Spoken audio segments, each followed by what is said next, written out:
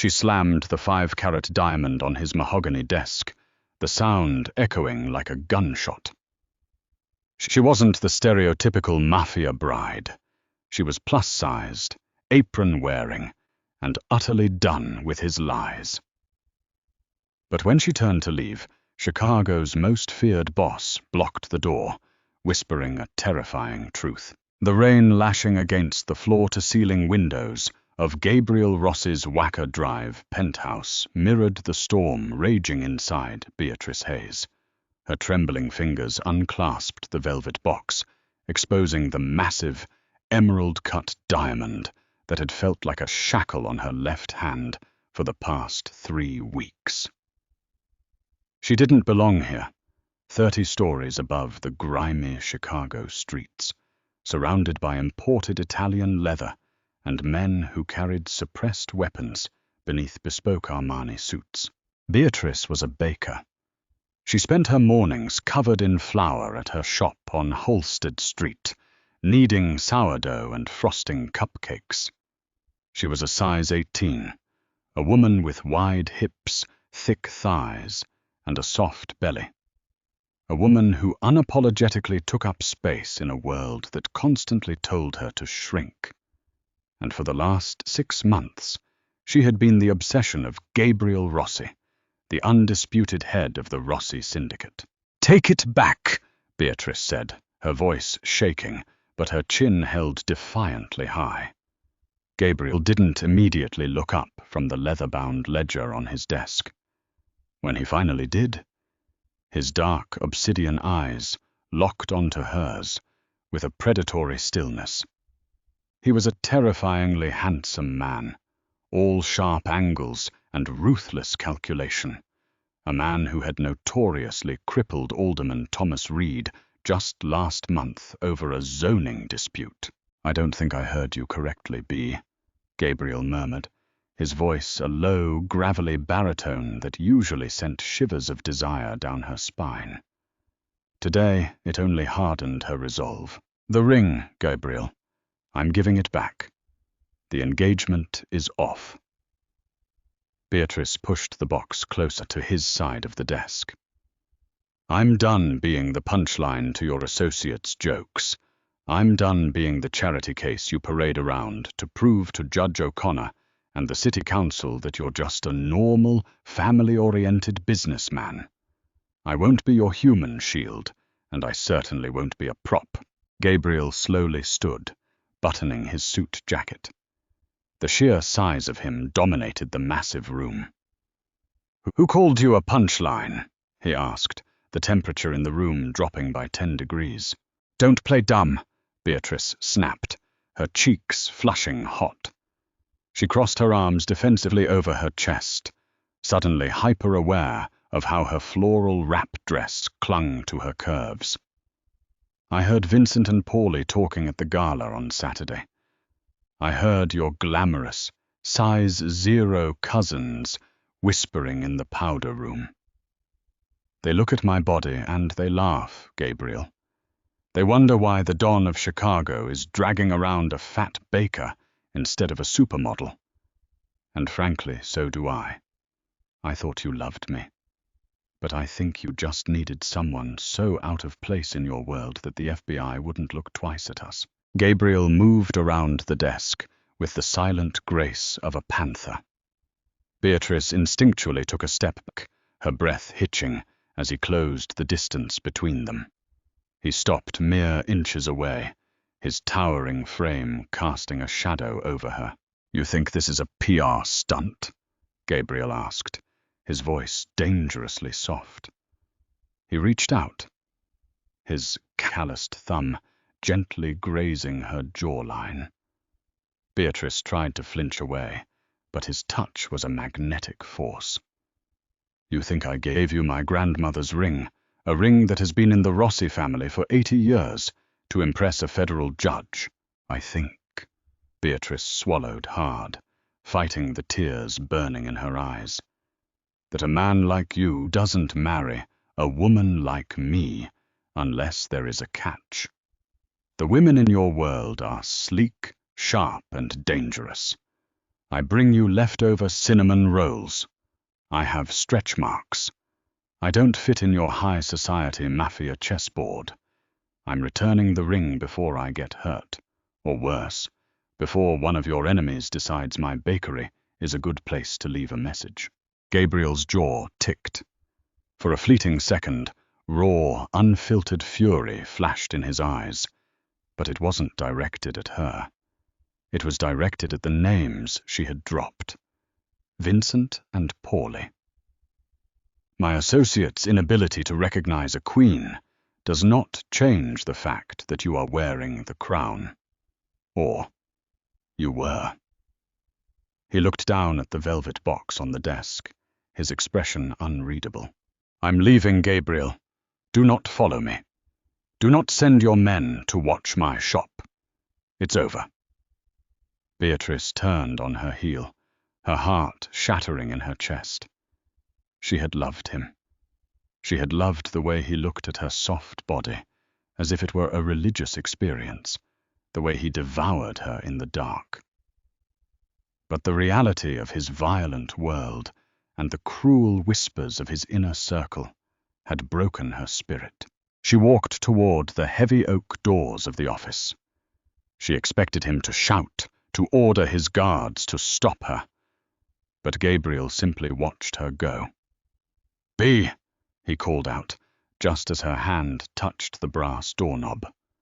She paused, refusing to look back. If you walk out that door without that diamond on your finger, the protection it offers vanishes. The ring isn't just a promise of marriage. It is a warning to the rest of the city. I don't need your protection, Beatrice lied, her voice cracking. I just need my life back. She'd opened the door and walked out, leaving the 5-carat diamond sitting on the mahogany desk, oblivious to the fact that she had just signed her own death warrant. 3 days later, the smell of yeast, melted butter, and caramelized sugar filled the air of the Golden Leaf Bakery. Beatrice wiped a streak of flour from her forehead, adjusting the tight strings of her apron. The bakery was her sanctuary, the only place where she felt entirely in control. Her soft, plush body moved with practiced rhythm between the industrial ovens and the display cases. Despite the warmth of the kitchen, she felt a lingering, freezing emptiness. Her left hand felt strangely light. She caught herself rubbing her ring finger constantly, feeling the ghost of the heavy platinum band. Gabriel had kept his word.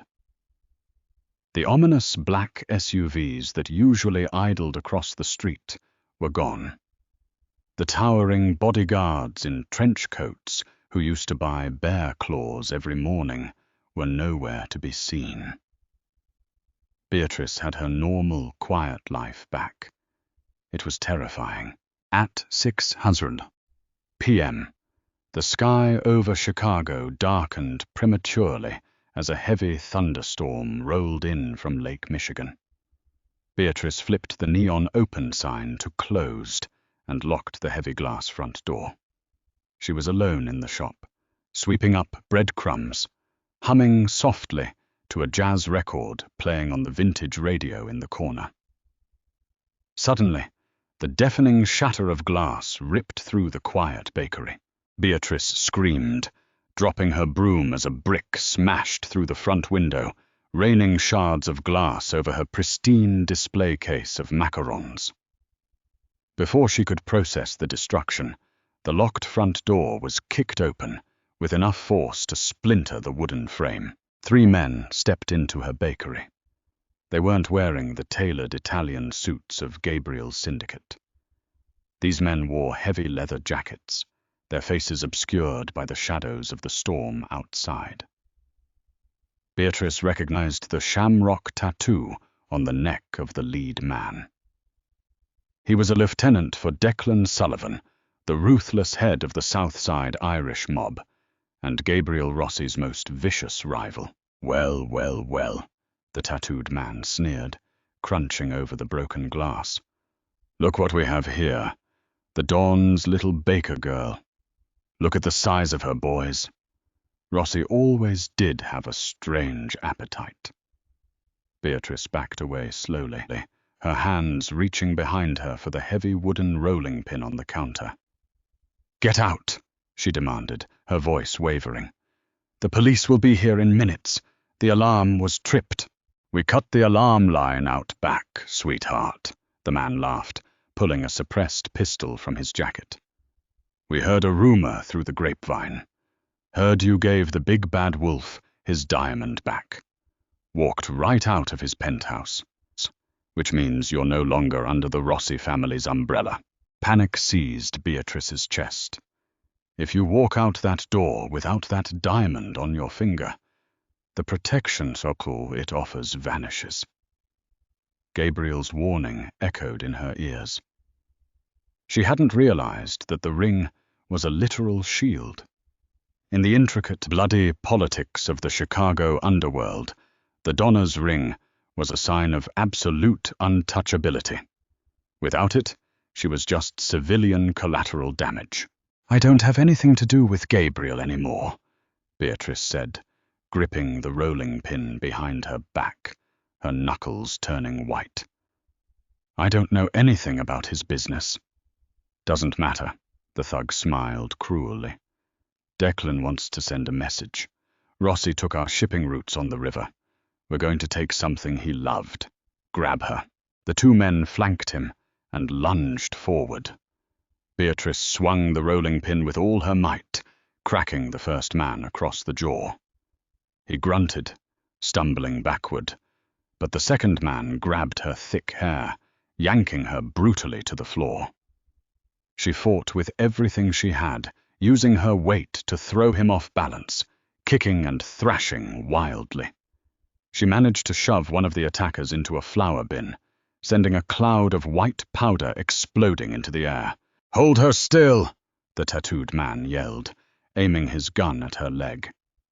Before he could pull the trigger, the back door of the bakery burst open with explosive force. A barrage of silenced gunfire erupted. The man holding Beatrice slumped over, a neat red hole in his forehead. The tattooed man spun around, firing wildly into the flour-filled air, but a towering shadow moved faster than a human had any right to. Gabriel Rossi emerged from the haze. His bespoke suit was soaked from the rain, his eyes completely dead of emotion, a smoking Sig Sauer in his hand. He didn't hesitate. He shot the tattooed man twice in the chest and once in the head. The remaining thug dropped his weapon and fell to his knees, begging for his life. Gabriel didn't even blink as he executed him. The bakery fell dead silent, save for the rain pouring in through the shattered window. Beatrice sat on the floor, covered in flour, glass and blood that wasn't hers, hyperventilating. Gabriel dropped his weapon on a flour-dusted counter and fell to his knees beside her. His large hands frantically cupped her face, checking her body for bullet wounds. "Are you hit? Bear, look at me. Are you hit?" His voice was frantic, the cool Mafia facade completely shattered. "No," she sobbed, shaking violently. "No, I'm okay." Gabriel pulled her heavy, trembling body into his chest, burying his face in her neck, breathing her in as if she were oxygen. He held her with a desperate, crushing force. "I told you," he whispered fiercely into her hair. "I told you the ring was a warning." "You let them attack me," Beatrice cried, pushing against his chest, feeling betrayed. "You pulled your men back to teach me a lesson." "I never pulled my men back," Gabriel snarled, looking deep into her eyes. "I had 20 men surrounding this block. They were ambushed in the alley. The Sullivans sent a death squad, B. I barely got here in time." He reached into his soaked jacket pocket and pulled out the velvet box she had left on his desk. He opened it. The 5-carat diamond gleamed under the flickering fluorescent lights of the ruined bakery. "You think this is just a ring?" Gabriel demanded, his breathing heavy. "You think I gave this to you just to parade you around? Look at it, Beatrice. Look closely." He pulled the massive ring from the slit in the velvet. "This ring belonged to my mother. She built this syndicate. She wasn't a fragile size 0 socialite. She was a woman built exactly like you.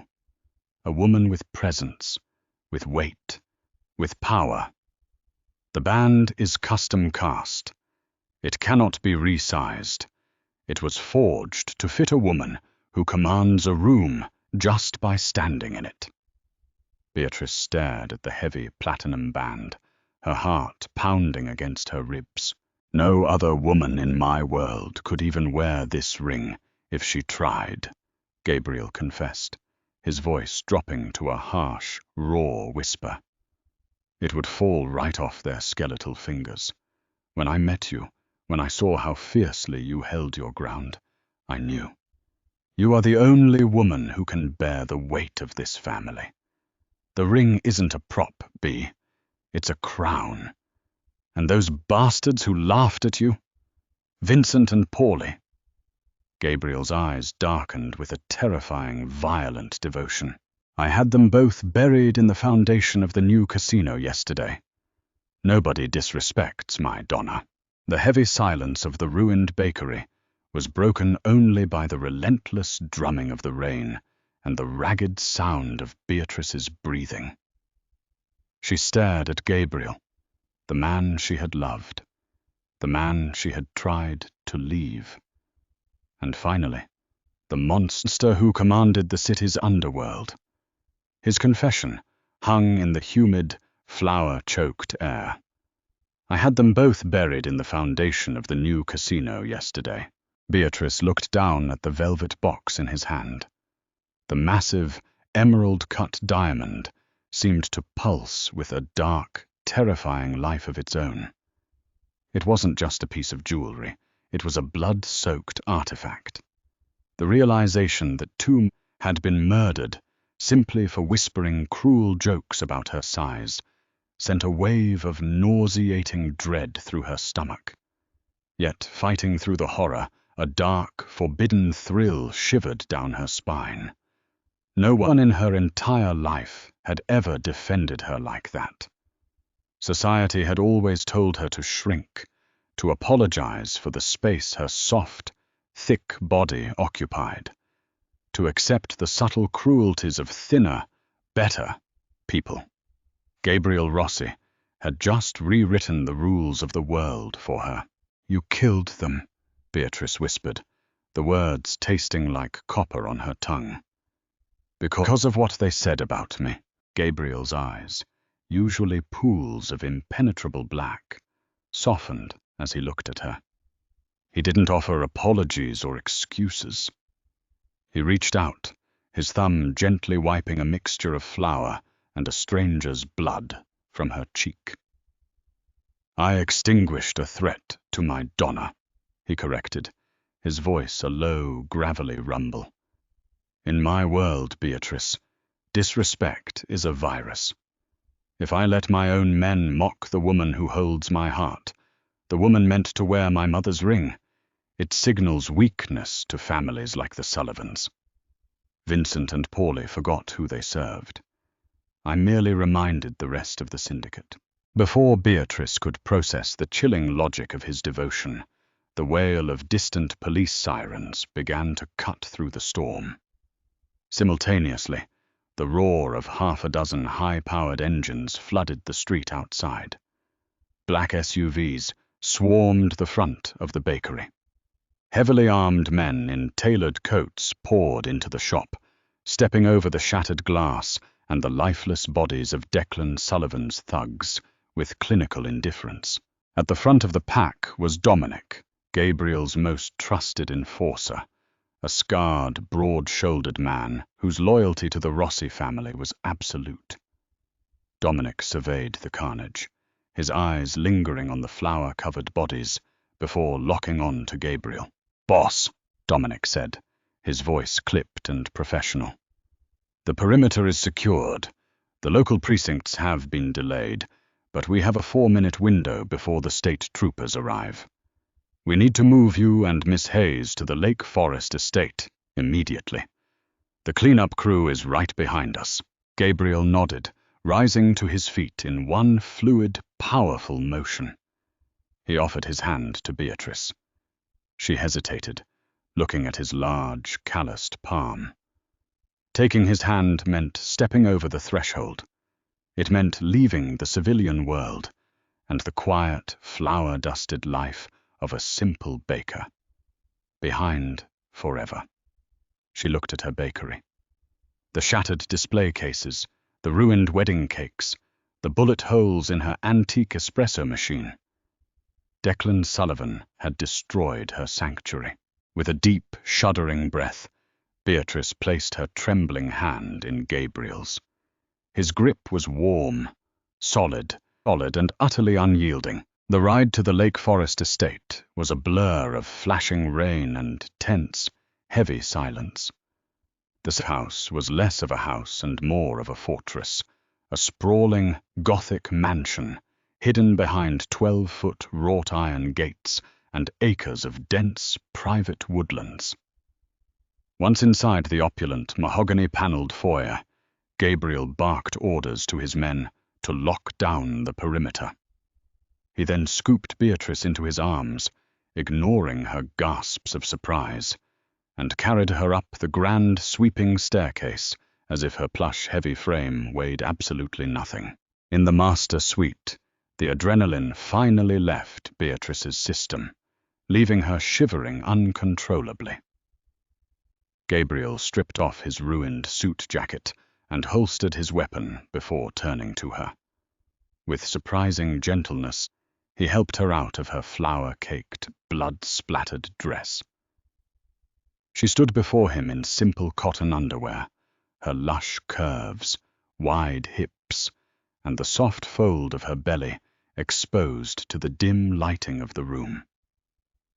Usually, vulnerability of this magnitude would make her cross her arms and hide, but Gabriel looked at her with a reverence that bordered on religious worship. "You are flawless," he murmured, pulling her against his chest.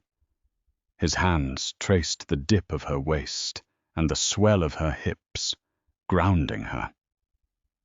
"My mother built an empire because she was an immovable object. She had gravity. You have that same gravity, Bea. You anchor me. When I saw that ring on your finger, it was the first time in my life I felt my legacy was safe." He led her into the massive marble bathroom, running a hot bath to wash the trauma of the night from her skin. As the warm water enveloped her, Beatrice's mind raced. "Declan Sullivan," she said softly, staring at the bubbles. "His men knew exactly when my alarm was turned off. They knew exactly when the last of my staff left. Gabriel." Someone told them. Gabriel, who was sitting on the edge of the large tub, rolling up his sleeves, paused. His jaw tightened so hard it looked carved from granite. "I know," he said, the dangerous edge returning to his tone. "Dominic has been combing through the communication logs. The Sullivans couldn't have bypassed my men in the alley without knowing their exact patrol routes. We have a rat in the inner circle, Bea. Someone who wanted you dead and wanted it to look like a rival mob hit to cover their tracks." Beatrice sat up, the water sluicing off her full breasts. The fear she expected to feel was strangely absent. Instead, a cold, protective fury was taking root in her chest. They hadn't just come for her. They had come to break Gabriel. "Who?" she asked. "I don't know yet," Gabriel admitted, his eyes darkening with violent intent. "But when I find out, they will beg for the mercy I showed Vincent and Paulie." The following afternoon, the Lake Forest estate operated like a military bunker wrapped in velvet. Heavily armed guards patrolled the manicured gardens, while inside, the atmosphere was thick with paranoia. Beatrice sat at the head of a massive dining table in the solarium, dressed in a sweeping, emerald-green silk robe that Gabriel had provided. The luxurious fabric draped elegantly over her curves, making her feel less like a terrified civilian and more like the queen Gabriel insisted she was. The heavy platinum ring, the 5-carat diamond, sat in the velvet box on the table in front of her. She hadn't put it back on yet. She was staring at it when the heavy mahogany doors swung open. Vivienne, Gabriel's impossibly thin, sharply dressed cousin, strode into the room. Vivienne was the epitome of Mafia royalty, a woman who wore designer stilettos like weapons and survived on martinis and spite. She had always made her disdain for Beatrice's size and background painfully clear. Today, Vivienne was playing the role of the concerned relative, holding a silver tray with a pot of Earl Grey tea. "Beatrice, darling," Vivienne cooed, her voice dripping with artificial sympathy. She set the tray down, her hawkish eyes darting to the velvet box. "What a horrific ordeal. I came as soon as I heard. A drive-by shooting at that little pastry shop of yours. You must be positively traumatized." Beatrice froze, her mind, usually occupied with baking ratios and inventory lists, suddenly sharpened with crystal clarity. "A drive-by shooting?" Beatrice repeated slowly, her voice calm. Vivienne poured the tea, not looking up. "Yes, well, that's what the whispers are saying. The Sullivans driving past and shooting the place up. It just proves what I've always said, Beatrice. This world is far too violent for a girl of your soft constitution. Perhaps it's a sign you should take your ring and run back to the suburbs." Beatrice stood up. The silk robe pooled around her bare feet. Her heart hammered against her ribs, but her voice was as cold as Lake Michigan in December. "It wasn't a drive-by, Vivienne," Beatrice said softly. "The Sullivans cut the alarm, broke down the door, and cornered me inside. Gabriel hasn't told anyone outside of Dominic the details of the attack to prevent a panic. The news hasn't leaked, so how did you know it was the Sullivans?" Vivienne's hand jerked, spilling hot tea onto the polished wood table. The fake sympathetic mask slipped, revealing a sneer of pure, venomous hatred. The sleek, size 0 socialite glared at the baker, who had taken the throne she believed belonged to her bloodline. "You stupid fat cow," Vivienne hissed, abandoning the charade. "You think you belong here? You think you can waltz in with your flour-stained hands and sit beside the Don of Chicago? You're an embarrassment. The Sullivans promised me they would make it quick. They promised me they would take you out, and in return, I would give them the shipping routes. Gabriel is blinded by his sick obsession with your disgusting body, but I was saving this family." Before Vivienne could reach into her designer handbag, likely for a weapon, the doors to the solarium opened again. Gabriel stood there, flanked by Dominic. The Don's face was a mask of sheer, unadulterated terror. Not for himself, but for the betrayal of his own blood. He had heard everything. Vivienne blanched, stepping back until she hit the edge of the dining table. "Gabriel, wait. Listen to me. She's destroying our reputation. The men don't respect her." "The men who didn't respect her are currently holding up a casino floor," Gabriel interrupted, his voice devoid of any human emotion. He didn't even look at Vivienne. His eyes were entirely fixed on Beatrice. He was waiting for her. I was waiting for the Donna to make her first move. Beatrice looked at Vivienne. She saw the hatred, the elitism, the desperate clinging to a shallow world of appearances. Then Beatrice looked down at the velvet box. She finally understood. The ring wasn't just a symbol of protection. It was an instrument of power. It required a woman with enough weight, mentally and physically, to crush the vipers in the grass. Beatrice reached into the box. With steady, deliberate fingers, she pulled out the heavy platinum ring and slid it onto her left ring finger. It fit perfectly. It felt right.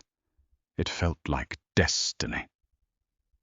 She turned her gaze back to Vivienne, pulling her shoulders back, allowing her lush, imposing figure to command the entire room. "Dominic," Beatrice said, her voice echoing with newfound authority. "Yes, Donna Beatrice," Dominic replied instantly, bowing his head in total submission. "Take Vivienne to the basement," Beatrice ordered, her eyes never leaving the terrified traitor. "And call the Sullivans. Tell them the Rossi family is sending them a gift in pieces." "No, Gabriel, please!" Vivienne screamed as Dominic and another guard seized her arms, dragging her thrashing, skeletal frame out of the solarium. Her cries echoed down the hallway until the heavy doors slammed shut, plunging the room back into silence. Gabriel walked slowly toward the head of the table. He stopped in front of Beatrice, dropping to one knee. The most feared man in Chicago took her left hand, pressing his lips passionately against the cold platinum of the diamond ring, and then against the warm, soft skin of her knuckles. "My Donna," he whispered, looking up at her with a devotion that would burn cities to ash. Beatrice looked down at the Mafia boss kneeling at her feet. She wasn't just a baker anymore. She was the queen of the underworld, and no one would ever tell her to shrink again. Did Beatrice make the right choice by embracing the dark power of the Rossi family, or has she unleashed a monster she can't control? The truth behind Mafia loyalty is deadlier than fiction. If you loved this explosive story of power, revenge, and dark romance, smash that like button, share this video with your friends, and subscribe to our channel. Don't forget to hit the bell icon so you never miss out on our